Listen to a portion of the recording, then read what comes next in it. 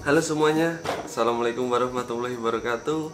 Kembali lagi di channel Jogja Gurun, tentunya bersama saya Alif. Kali ini saya akan melakukan Q&A, pertanyaan-pertanyaan yang dari Instagram. Sebelum kita lanjut, kita lihat intro terlebih dahulu.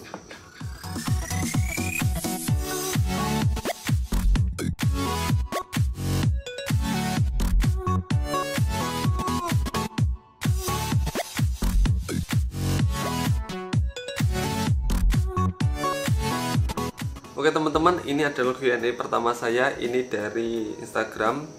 Jadi teman-teman yang belum follow Instagram saya bisa follow di @jr_Jogja Gurun. Di situ ada tips trik mengenai kaktus serta koleksi saya yang saya jual lewat Instagram. Dan ini saya buat Q&A seputar kaktus part pertama di Instagram. Jika teman-teman ingin menanyakan dan ingin Q&A-nya ditampilkan di YouTube, teman-teman bisa follow Instagram saya di @jr_Jogja Gurun.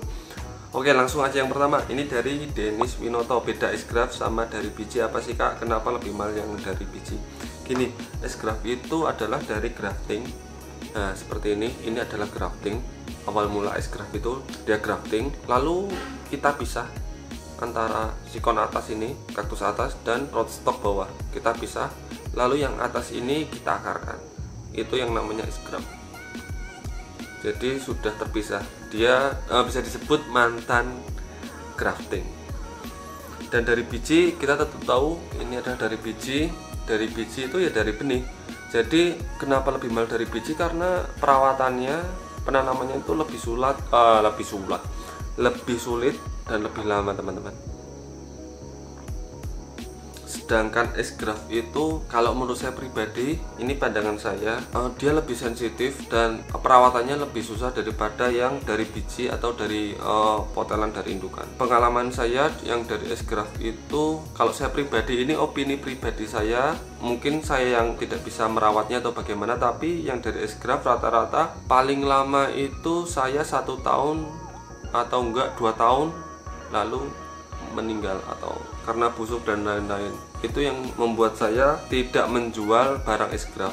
Kadang teman-teman juga ada yang bilang, mas jual yang indukan ini enggak, tapi yang S-Graph biar harganya lebih murah. Tapi saya tidak menjual produk S-Graph karena pengalaman saya memang S-Graph itu lebih sensitif teman-teman. Kalau bedanya dengan biji itu, selain biji mahal, dia lebih tahan banting teman-teman, seperti potelan. Jadi potelan sama biji juga enggak jauh beda, seperti itu. Dan yang terpenting itu kalau grafting lebih baik saya tetap di grafting, tidak saya graft. Jadi biar menjadi indukan untuk produksi, seperti itu. Karena sejatinya grafting itu untuk produksi. Kedua, dari Ami Laluyan, wajib nggak sih pakai Dekastar? Enggak wajib. Banyak pupuk selain Dekastar. Yang ketiga dari Kaktus Troppers. Tanya Pak, media tanam racikan dari Jogja Gurun seperti apa? Terima kasih. Racikan teman-teman bisa lihat di video sebelumnya, itu sudah ada cara saya meracik, itu yang saya gunakan selama ini teman-teman. Berikutnya dari Yohanes Korean, nyiram semua jenis sukulen itu apa boleh dikenakan ke daun atau batangnya, atau harus langsung ke media tanamnya? Selama ini saya kalau menyiram semua kaktus atau sukulen saya itu langsung siram seperti biasa, kena daun dan batang. Namun perlu diingat untuk penyiraman jam 7 pagi atau jam 5 sore. Selanjutnya dari LHYDRMGRDN, ceritain gimana awal mulanya usaha kaktus dong. Ceritain gimana awal mulanya usaha kaktus sama langkah-langkah untuk pemula biar bisa memulai bisnis kaktus. Ini mungkin menjadi bagian sendiri teman-teman. Nanti saya jelaskan dari awal bagaimana saya bisa menggeluti usaha kaktus dari bawah. Ini di part terpisah karena mungkin ceritanya akan memiliki durasi yang cukup panjang. Oke, lanjutnya Record Wi, gimana perawatan untuk kaktus mini chlorophyll atau variegata dari penyinaran atau porsi pupuk yang sesuai agar tidak mudah busuk? Ini perawatannya memang khusus untuk variegata yang lebih banyak atau hijaunya sedikit, karena dia sensitif terkena matahari yang terlalu over.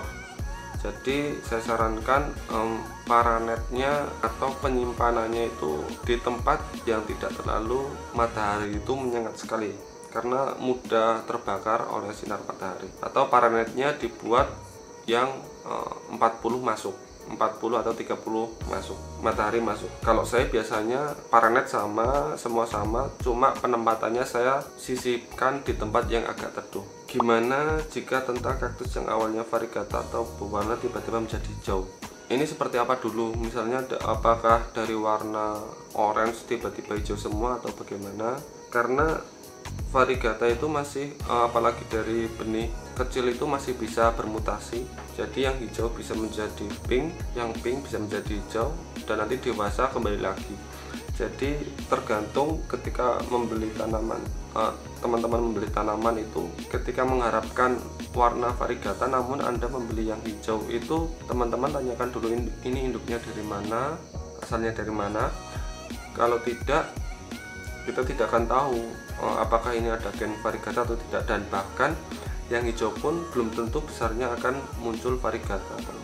Sedangkan yang tadi variegata menjadi hijau itu bisa karena masih tanaman itu masih melakukan mutasi warna, namun sudah menyimpan genetika variegata. Selanjutnya dari Agdus_Saikur26. Pertama, kaktus jenis apa yang paling cepat pertumbuhannya dibanding jenis yang lain, tetapi memiliki harga yang cukup tinggi? Kedua, melengkapi pertanyaan pertama, kaktus jenis apa yang cocok kalau buat budidaya untuk pemula awal-awal gitu.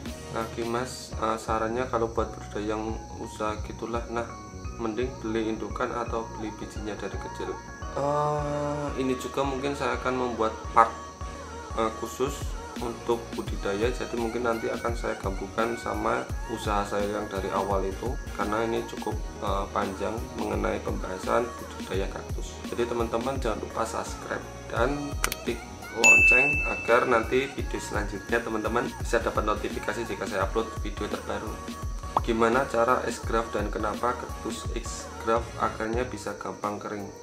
Nah, ini yang saya bahas tadi. Kalau X-graft itu perawatannya memang khusus. Jadi teman-teman jika membeli kaktus X-graft itu tanyakan sama si penjual apakah ini perawatannya bagaimana, penempatannya bagaimana, medianya bagaimana, komposisinya bagaimana, menggunakan pupuk apa.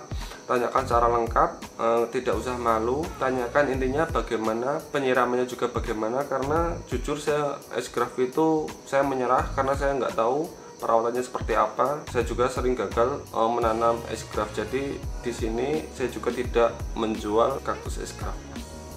Saya sudah menyerah dengan kaktus X-graft. Selanjutnya Bani Eko 05. Mas, usia grafting boleh kena simat usia berapa bulan ya? Gini teman-teman, kalau misalnya proses grafting itu 3 hari itu dia udah sikon dan rootstocknya itu udah menempel. Biasanya saya taruh di bawah meja lagi, di kolong meja itu selama 1 minggu, lalu setelah 1 minggu baru saya keluarkan di tempat yang normal. Saya simpan di tempat yang normal. Jadi 1 minggu saya teduhkan, 3 hari jangan terkena sinar matahari secara langsung.